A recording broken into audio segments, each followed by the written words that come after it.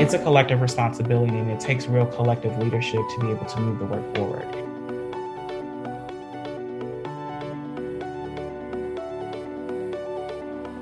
Hey everyone, welcome to Seen at Work, the podcast. It's the podcast where we highlight diversity and inclusion professionals and the work they're doing to help their fellow employees feel seen at work. I'm Natalia. I help build more diverse, more inclusive workplaces. And today I'm excited to bring to you a conversation I had with a fellow diversity and inclusion practitioner, Gary Davis. Gary Davis is the Diversity, Equity, and Inclusion Advisory Director at Greenhouse Software.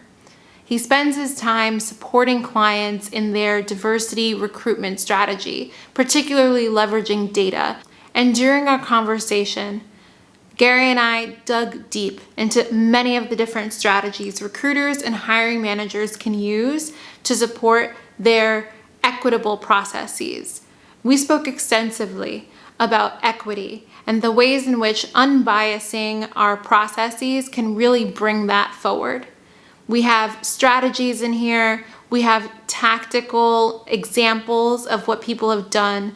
And I think this podcast in particular will be really useful for anyone who's looking to support their recruitment process. So with that, I hope you enjoy this podcast as much as I did.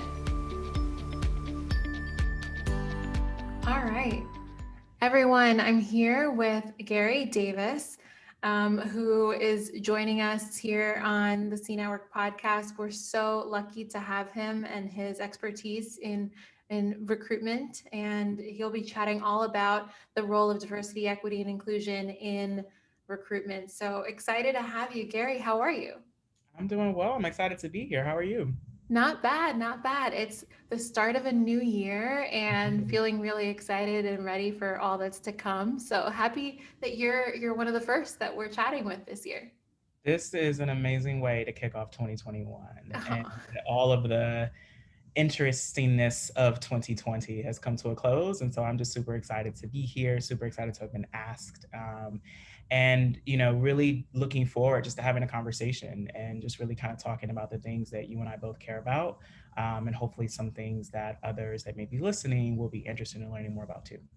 totally. Thank you so much. Well, let's kick it off. Let's not, keep people in suspense. I'm sure they're interested to know more about you, about who you are, what work you've done in this space. If you can just share a little bit about yourself, I think that's a great way to start. Sure. So I'll talk about myself as it relates to the work that I do. So you know this, but folks that are listening to the podcast may not necessarily know. I am a first generation college graduate and spent the last decade working to really improve access, opportunities, and outcomes for folks with similar backgrounds. So originally from the Detroit area, have lived on the East Coast for the last 10 years. Started my career in the college access nonprofit space. So you and I believe actually overlapped working at Teach for America. That's where I would say I spent the bulk of my career and really grew as a leader, sort of really understanding like macro level, what are the barriers that preclude people from either experiencing higher education or perhaps even doing well in higher education when they're there. And so moved on to graduate school at the University of Pennsylvania, really studying college access and higher education. And to be clear, when I say higher education, I don't necessarily mean college or university. It's pretty much any type of training, resource, exposure that folks receive once they complete high school. And so again, wanted to really learn more around like what are the barriers that are in place, and then what can we be doing on a more systemic basis to really, disrupt and dismantle those things. And then after school, stepped into a full-time talent role, being the director of people for a national training organization that specializes in tech education and career development, and worked on standing up the people function. So things related to talent acquisition, learning and development, diversity, equity, inclusion, culture, retention. And so for the last 18 months, I've been working at a company named Greenhouse Software. And what we do is we're a recruiting software company. And so if you think about large brands like Lyft or, GoDaddy, so to speak, These major brands that we come to contact with every day, we are the software where if you are interested in applying to work at those companies, that you would be able to fill out your online application. And so in this space, I work with customers that are looking to build out more robust processes, practices, et cetera, with respect to bringing in a more diverse candidate slate, and then also respecting them throughout the process.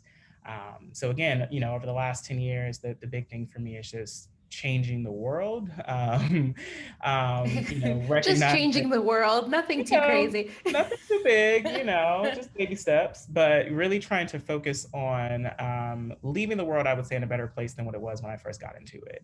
Great. That I think that's kind of my North Star.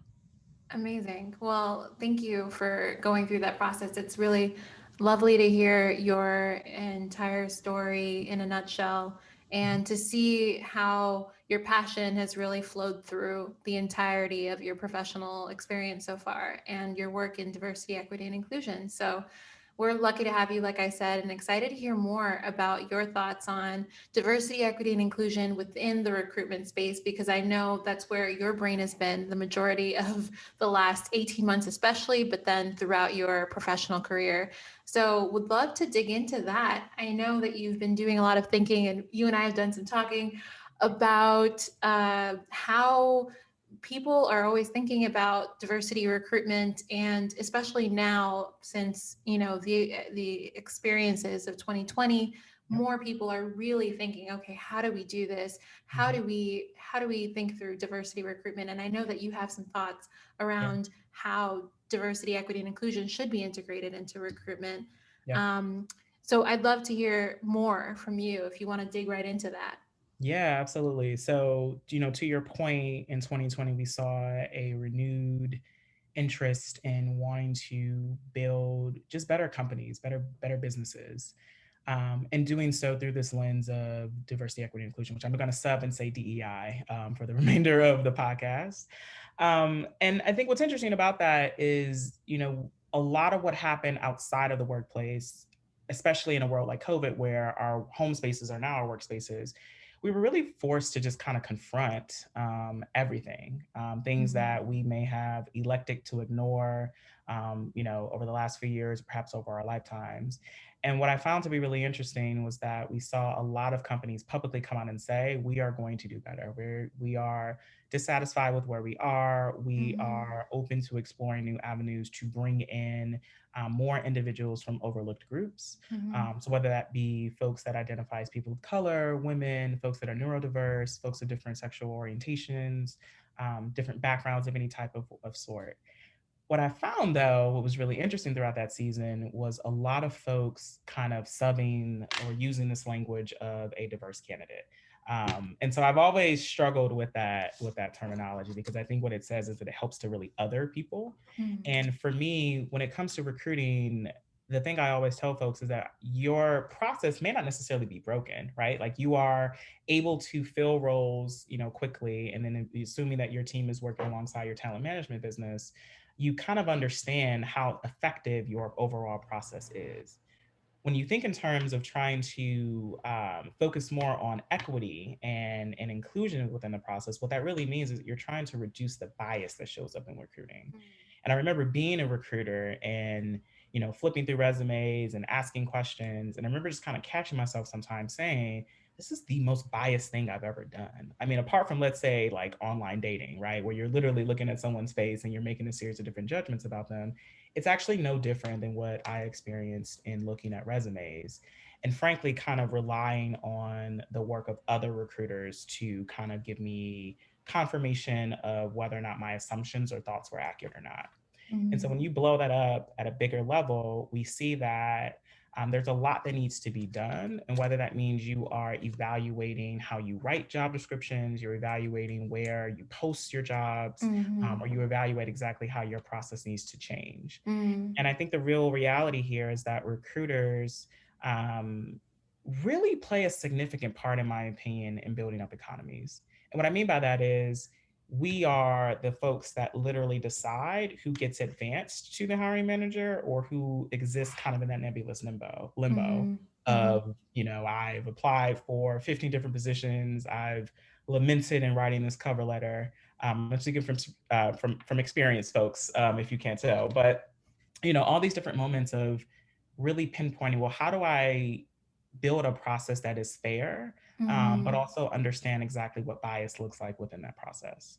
And so for Yeah. me, it's really thinking about how do we just educate recruiters on how to do that well. I don't Mm-hmm. think that most education programs, whether those are certifications or perhaps graduate degrees, when we talk about diversity in those arenas, it's far more from a compliance basis, but we don't necessarily focus on what inclusive excellence looks like. Mm-hmm. And I think there's a huge opportunity for us to be able to do that in a more concentrated way in 2021 and beyond. I'm really curious hearing you talk about this distinction and making it clear that what you're really talking about is decreasing bias in this process, right? And you named some of the specific suggestions around how to do that.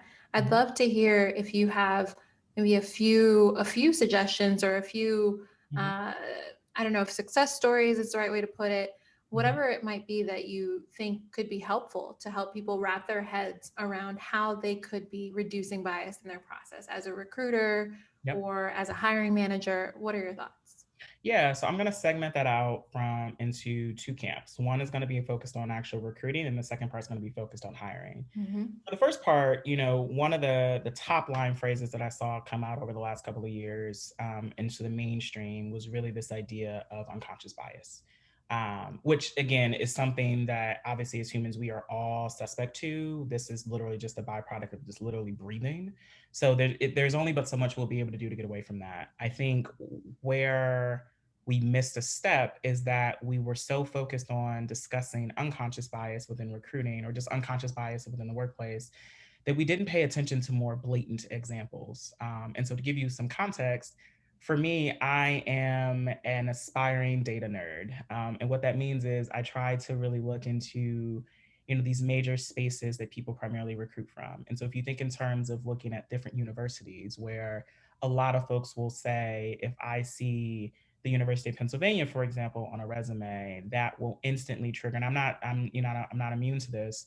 When I would see certain names, certain institutions, certain employers on a resume, I would make a series of different assumptions about that person's Mm-hmm. competence. I'd make a series of different assumptions about whether or not that person would be able to contribute to the business. Mm-hmm. And so, with that in mind, we have to start paying attention to where those biases and assumptions come from, and what evidence do we actually have that says a graduate of Penn is, any more productive than any other, graduate of any other institution. Mm-hmm. And so, what I've started to really coach people into doing is really to pay attention to when they say, I only want to see candidates from Stanford or I only want to see candidates from Vanderbilt. Great. Let's actually dig into the diversity stats of those institutions. Let's actually look and see, at least for the Ivy League, if you're looking to hire Black talent, for example, you have, I think, at least statistically less than a 10% chance of finding someone from those particular institutions. And so for me, it's, well, how do we really focus the recruiting process on really maximizing people that can do the job? Mm-hmm. And that job and that evidence is gleaned through the content on the resume, not necessarily the Mm-hmm. names or the things that stick out to you. Mm-hmm. And so I think a lot of that really stems back to this idea of we rely upon other people to do some of the work for us and we rely upon them into shortcuts. And so Mm-hmm. for me, what that means is, again, I'm looking to see if I see Penn on a resume, I'm going to make an assumption that the admissions person saw something in this individual's background and that they are likely to be able to contribute at my company or on my team. Mm-hmm. But again, there's no evidence that says an Ivy League degree or a Big Ten degree or what have you makes a person any more or less compatible or productive in the workspace. And so I think Mm-hmm. is we really need to kind of interrogate where exactly do people come into where exactly people come from into the process. What are the things that we pay attention to? The other thing I talk a lot about is really challenging the idea of referrals or network-based recruiting. You think about it in terms of how we have so many different resources out there as job seekers Mm-hmm. with respect to how do I be successful or how do I actually find or land a role, whether that's revising my LinkedIn profile or whether that is paying someone to essentially write my resume for me, in all these preparations and how we think about answering questions. We don't really have that on the business side, right? Like we actually Mm-hmm. don't have much education or resources on how to effectively screen a candidate, and make sure that we're doing so in a way that really maximizes and helps us understand what can they actually do. Again, I've seen people that are professional interviewers where they will give great answers to questions. They will leave me feeling satisfied. And then I've only sent them on to the hiring manager to pretty much get, not exactly what we thought. Right. And so I think there are a couple different things that folks can begin doing today, which is again paying attention to where their talent comes from. And then when you think Mm-hmm. about things like referrals, at least in the United States, most of our networks tend to be filled with people that look like us. And so if you think in terms of how a large business, let's say 75% or more of the population self-reports or identifies as white, more Mm-hmm. often than not, their networks, their friends, their colleagues, cousins, et cetera, Right. also are going to be white. And they're also going to continue to refer people that happen to be white as well. Right. I think we have to get to a point where we identify what trade-offs are we willing to make in the recruiting process that again does not position us to not get the most qualified and talented individuals, but we have to really trust and look at people for their contributions or their potential for contributions. And I think we Mm-hmm. can do that going into the second part with hiring, of building processes that are fair, that are really driven by merit, not relationship. Right. What that could look like is offering some form of a take home assignment or some type of test. And when I say test, I don't necessarily mean an aptitude test or even a personality profile. I mean assigning someone a project that allows them to demonstrate a skill set or an ability that they would need to be able to perform when they were actually in the role. And so Mm-hmm. whether that means you give them a couple different scenarios or you give or offer some form of a writing assessment or a sample, you're really what you're doing there is really getting a pulse on what can this person actually do when presented with a real world problem. Like I want to be able to understand how do you solve problems Right. versus how delicate or how attractive, let's say, your resume or LinkedIn profile may look. Yeah. And so I think the big thing there is we have to move in a more structured decision making realm. And what that means is we're focusing more on competencies. We're not necessarily looking or interviewing strictly by the resume or even the cover letter, but we identify what are the right attributes or competencies that we're going to use that we deem to be important for the role. We'll then design an interview process that allows us to really be able to test for that in a way that is fair, that is a way that really indexes on the talent and what the person's capable of producing versus, Mm-hmm. I see that you went to Michigan. I also went to Michigan. What dorm did you stay in? All these different questions Right. that really pepper our ability to really see a person in the, agnostic of their skills and more focused on like how we actually like them and how we'll think we'll be able to collaborate with them. Yeah, and it's interesting because I know historically, I think a lot of companies, a lot of people have had the experience of, you know, using those networks and really leaning into some preconceived notions about certain universities and schools and even certain companies that people have previously worked at, right, Exactly. will kind of trigger this, oh, they must be amazing. I Yep. know, when we talk to recruiters, we're often sharing specifically, these are the biases that often come up within the hiring process. You named, I think it Yep. was like the halo effect, right? Where you see Mm-hmm. something and it's like, oh, they must be awesome. Yep. Or affinity bias, which Yep. is they're a lot like me. We should have them on here because they're so much like me. Do you Exactly. think that we should be spending more time Mm-hmm. um, reviewing the different kinds, or at least alerting people to the different kinds of unconscious biases that we all harbor, especially recruiters and people within the recruitment and hiring process? Do you think that's something that people should be really pushing for within their companies?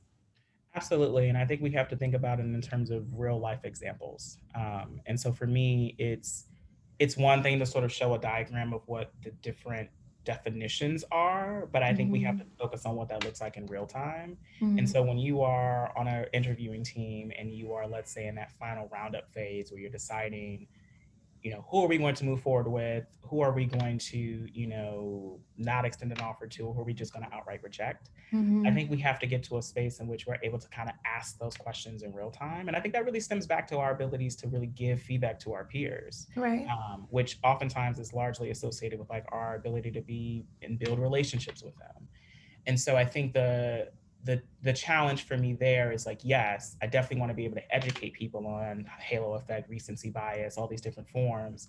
But at the same time, I want to be able to see growth. I want to be able to see how people are able to apply this education in the moment, um, Mm-hmm. and ensure that when they are interviewing, that they are doing so fully understanding that there's a responsibility that comes alongside that, and fully immersing themselves, fully understanding what is required of this role, and Mm-hmm. how do we leverage things like interview rubrics to really hold ourselves accountable to make sure that we're finding the right candidate. And Mm-hmm. I think the concern I've always seen is that, folks will say we engage in structured hiring. And I'm like, that's fantastic. That's the thing we try to drive people toward. But then when you ask the question of, well, what standards do you have with respect to capturing your evidence? Mm-hmm. If you're just giving like a yes with no context, or you're giving a no with no context, Mm-hmm. as a recruiter, I go back and wonder, well, what exactly happened in this conversation, and how do we ensure that when we talk to candidates, we're able to really evaluate them fairly and consistently against those attributes or against those competencies, and ensure that those different biases are not in fact impacting or influencing the ways in which we are communicating with candidates. Because for me, the big piece is talent acquisition. Yes, is a huge part of it. Mm-hmm. But I think about folks that can go on and be brand ambassadors in the long run, folks that we may not hire today, but we could hire tomorrow. And Mm-hmm. so I think about employer branding a lot. I think a lot about how we really reinforce how inclusive and open our environments are based Mm-hmm. on the candidate experience. Because Mm-hmm. realistically, candidates know other people in their networks and in their lives. Yeah. We all Yeah. have social media now to, really put some companies on blast if we don't have great experiences. So Definitely. something we need to pay attention to for sure. And it's interesting because what you're describing are additional benefits to thinking about equity and inclusion within the hiring and recruiting process, right? Mhm. Because sometimes people are very honed in on we need diversity, we need more people of color, we need more, Yeah. fill in the blank different demographics that we don't have here. Very important to get that diversity in your organization. But also, there are reasons why an equitable and inclusive hiring and recruiting process are are useful to your organization, right? You're talking about this idea of employer brand and whether or not people want to work for you and whether or not they go out and talk to their friends about you. Mhm. um, so I wonder, are there any other benefits that you can think of related to this work besides the fact that you then end up on the other side with potentially a plethora of people who are coming from all sorts of different backgrounds? Is there anything else that you think might be useful? Yeah. I mean, you kind of touched on it, which for me is, it's not enough to really index on bringing in diversity just for diversity's sake. And what I mean by that is, I think a lot of companies will say that we need more women, we need more queer folks, we need more people of color. And I'm never going to fault a company for like having that level of recognition. The challenge for me is, we'll exert all of this effort and resources and energy toward bringing people in, but we don't do anything to retain them, Mm-hmm. right? So for me, it's this larger connection between what does the talent acquisition arm of the business do relative to the talent management arm. And Mm-hmm. I don't think that we can really focus on anything DE&I related if we're going to signal it out or single it out toward one specific spoke on that employee lifecycle. And so for me, if we're going to invest in recruiting more, we also need to have a conversation around how we're going to focus on retaining individuals Mm-hmm. of all backgrounds, and really commit to really examining and slicing any data that we do have by those specific demographics to really pinpoint what is working and then where are areas of improvement. I think sometimes folks are so, we do one thing and it's great, but then like something goes awry, so we feel like we failed. And I Yeah. think by nature, anything under this, human resources, people, talent realm is always iterative.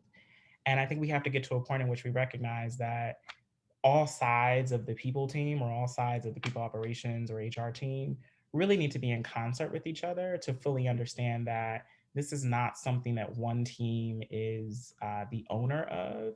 Mm-hmm. It's a collective responsibility, and it takes real collective leadership to be able to move the work forward. Mm-hmm. Now, that could mean you do hire a director of DE&I, which is becoming all the more important right now and all the more common. I think I saw a stat on LinkedIn recently that says that the chief diversity officer title has grown by, I believe, like 84% or something Oh, wow. potentially higher, Mm-hmm. which again makes sense in a space like 2020. Of course. However, again, sort of singling out that one person to be responsible for that work when it actually, again, needs to be collective and shared, Mm-hmm. really inhibits one's ability to be effective in that work, and also really slows down any progress that individuals that are employee resource groups or diversity councils or Mm-hmm. any person that identifies as being from an underrepresented group in their organization or the industry. And so Mm-hmm. I do think we have to get clear around what are the trade-offs that we're going to be able to make, because for me, when I hear DE&I instantly hear change management, Oh, right? That to totally. me, yeah, like that to me Totally. means that something that we have in place is not Mm-hmm. satisfying one community or Mm-hmm. perhaps multiple communities. And Mm-hmm. so, what are the trade offs that we are going to be willing to make or exercise Mm-hmm. to be able to achieve the state that we want to be able to see? Um, Right. and that's not always in dollars and cents. I mean, it largely is, or at least it should be. Um, Mm-hmm. but I think we need to really focus on the process change element that I think people kind of downplay or discredit, or think if we just have we celebrate pride, for example. Like there's a lot of performative work that I think that's happening, and I think we need 100%. more concentrated Mm-hmm. strategic Mm-hmm. investment. No, and I couldn't agree more about that change management note. I think a lot of people don't realize how much Mhm, of a project all of these are if they mhm, are to be done effectively, right? We exactly. do underestimate because it does seem like, oh, you just have an event here, or Mhm, you put something on the website. No, all yeah, of these, if they're to be effective, they require a whole lot of work, and mhm, all of the different changes that one could think about when maybe shifting a culture or integrating a new culture, a new vision, yeah. or setting up a new initiative. All of them are included in this process, so I appreciate you sharing that.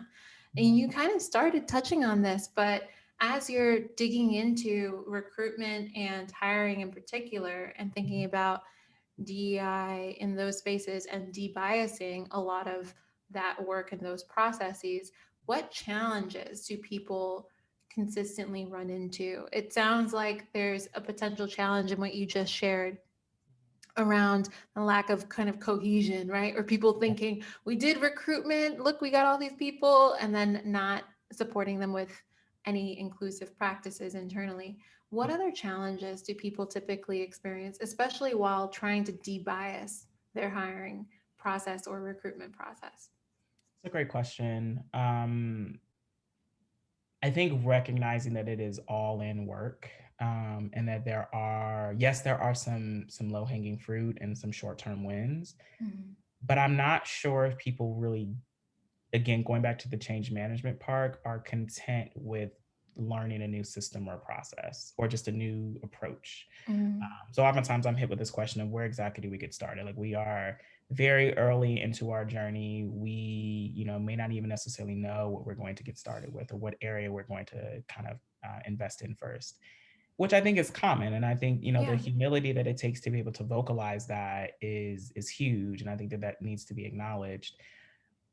But I also find that people will kind of stay into that space for longer than what they Mhm. need to do. And I think people are just trying to figure out like what's not only what is step one, but like what is step 34, right? Mhm. Mhm. Here's the reality. There is no road path toward achieving this because again, it's people related, right? So we have to think about this in terms of what will this mean for my company or what will this mean for my team.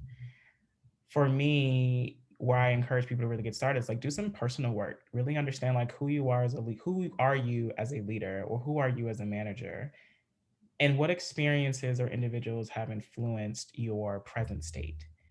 When you think in terms of adding on a question about the backgrounds of the people or the experiences that have so importantly impacted you, how diverse were those individuals? What background did they come from? Think about your own present social network. So if you were asked to refer someone for an opportunity, do you instantly think of someone that looks like you, right? And let's be honest, at least in the United States, this is really tricky because we are living off of the vestiges of legal discrimination in this country and legal segregation in this country. And so, based on that, we're still navigating residential segregation. We're still navigating segregated school systems. We're still navigating occupational segregation. And so, all that considered, there's a lot that we have to sort of battle against on an individual basis and also on a macro basis. But I think the big picture here is really figuring out what can I actually control? And then how exactly do I bring others along with me? And so for me, it goes back to this idea of like, let's focus on relationship building first, because no one can do all this work alone. You actually need a coalition of individuals that are just as committed and just as bought in.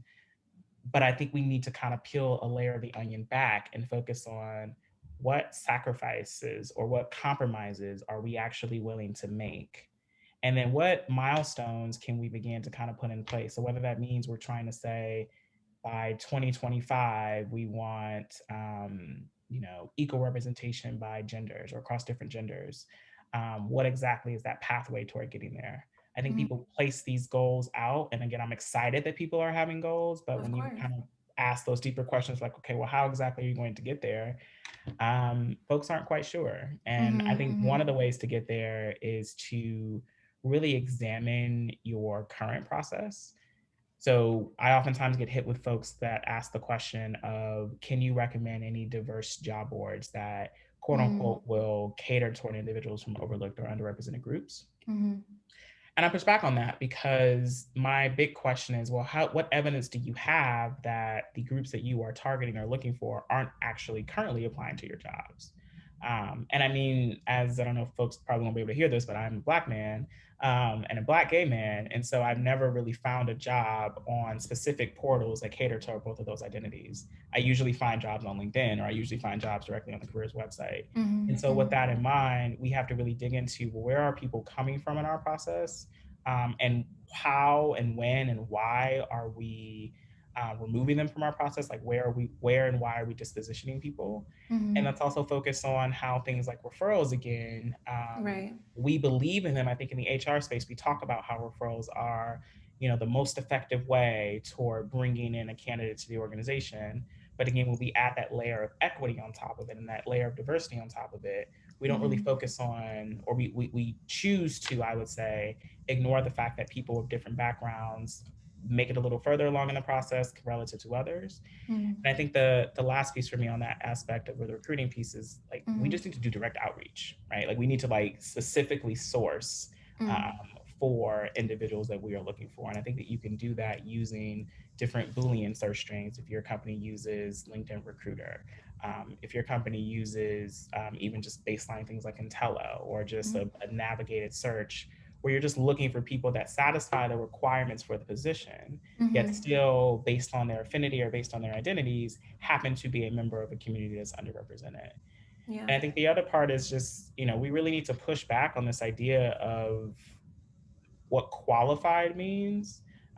Oftentimes I see this idea of, or this phrase, we specialize in supporting or sourcing qualified diverse talent or diverse qualified talent, which to me is like, well, why would any talent that is applying for a job, like, why wouldn't they be qualified? Like, why do we need to basically qualify diversity? Why can't we just say that this audience of people is in a position to be competitive for a role, but we have to really get through that mental block of a person that is a person of color, or someone that identifies as a woman is in any way less capable or in any way less qualified than someone that's not. I think what you're describing, and I hear it often, and it really is the kind of thing where we push back on around, we're not going to change our standards just to get more diversity, and it's like, you don't have to, and that's not what we're talking No about one's here. asked you that. Exactly. And that's, I think, what you're talking about, right? Where it's like that shift in mindset where some people are coming in with that. And we need to make sure that we're talking about this in terms of it being not about that, but about finding the people who are there, who are going to be great for your organization. So I think there's been a lot that anyone coming to this podcast, whether they're in recruitment or a people leader who is growing a team, I think there's a lot that you've offered that they will be able to take from this and really run with.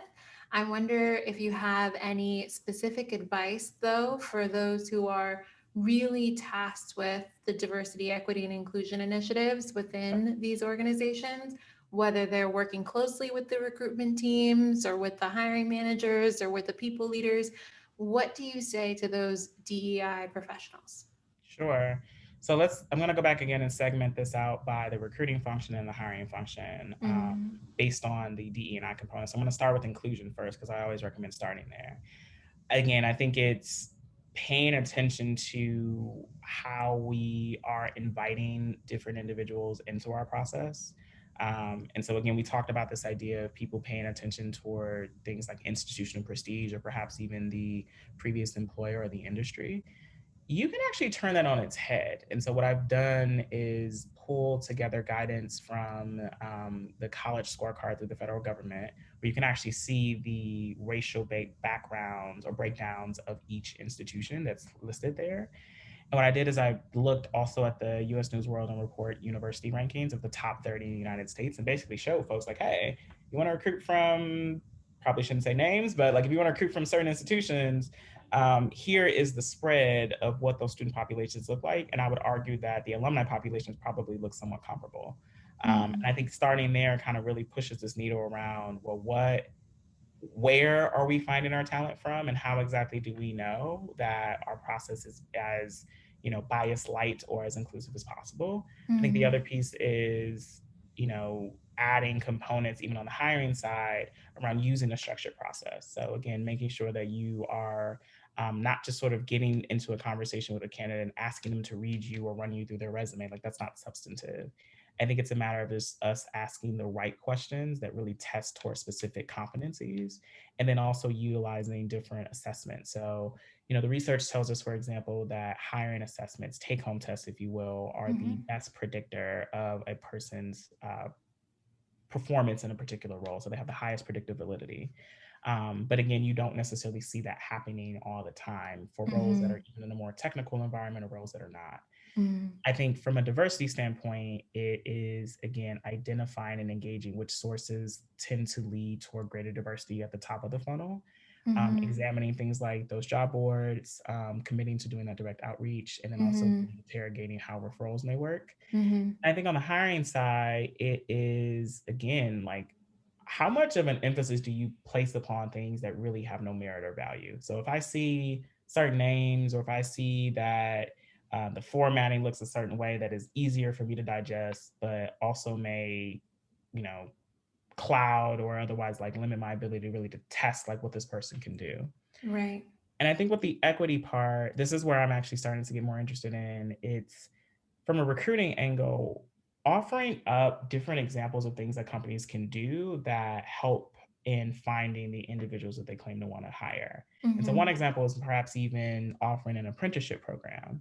And what I mean by that is something that offers training toward individuals from communities that may not necessarily be significantly overrepresented at your company or maybe at the industry level, Mm-hmm. and then specifically saying like, hey, I understand that there is a larger barrier at place that precludes people from fill in the blank background toward entering this career pathway. Mm-hmm. Instead of lamenting about it, or instead of just saying like we are doing our best, we are having a hard time finding, like just sponsor some Yeah. type of offering, whether those are online courses, whether that's a direct apprenticeship training model that really Right. help people understand like, listen, we want to do what we can. If we do hire someone from our program, from this apprenticeship, fantastic. But even if we don't, they at least have access to the training so that if they do want to Mm-hmm. go on and work somewhere else, they're just as capable and imbued with the exact same skills that most folks or some folks that do come into your process already natively have.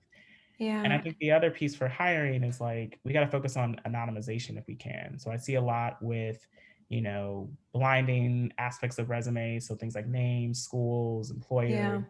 And I think the biggest piece is let's train our hiring managers, let's train our recruiters, let's train our interviewers on how bias shows up and the things that they can actually do within their purview to be able to control it. I think all of those are really helpful suggestions for people who are really trying to make a change here in their current approach to recruitment or hiring. I think I appreciate you mentioning equity in the form of these initiatives where people could be doing apprenticeship programs. I think often people are like, I don't fully understand the equity piece of DEI, right? Mhm. And I think what you're describing here is the fact that there are plenty of people who maybe historically have been underrepresented in certain industries Yep. and could really benefit from learning more about your company, about your industry. And that is how we make the process more equitable, because other people might be all over that industry, might have uncles and aunts and whomever in that space, Yep. and can give them that kind of support. So I appreciate you naming that, because I think that's another area that I don't think we touched on until now, that Yeah. people could be really leaning into. Mhm. So that's, we could keep talking, Gary. There's so much for us to talk about. And sadly, we have to draw this to a close. But thank you for your time today. It's been really, really useful, I think, for others who are listening and for myself to really re engage in this content and think through some of the really clear and research backed practices that could move forward in this space that people can use to move the needle.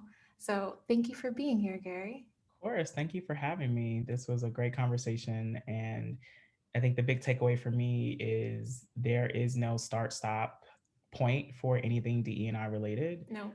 I think we need to expand this, of course, starting with recruiting, but it needs to expand this across the entire employee lifecycle. So I'm super 100%. excited to again have had the opportunity, and I just want to shout you out for all the amazing work that you're doing in this space with this podcast and your work. It is desperately needed, and I'm just thankful to have a friend that is also doing this work in a really intentional way, and it's really focusing on being of service and operating from a space of let's do this together. So just want to shout you out for all the stuff that you're doing I too. appreciate that, Gary. All right. Well, we will hopefully see everyone next time. Thanks. Bye.